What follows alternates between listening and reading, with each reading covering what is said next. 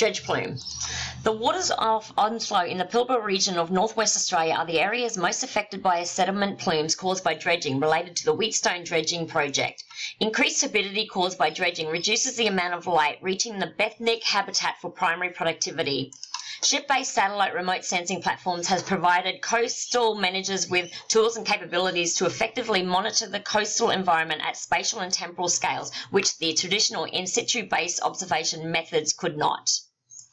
There have been no previous remotely sensed data recorded from the dredging in the Onslow area. However, a recent study has used WV2, Landsat 8 and Modus Aqua data to record inconsistencies in TSS concentrations at different spatial resolutions.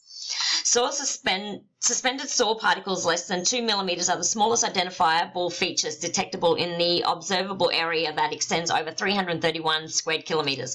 As turbidity changes rapidly, daily images would need to be recorded to monitor and control the spatial and temporal variations of the plumes.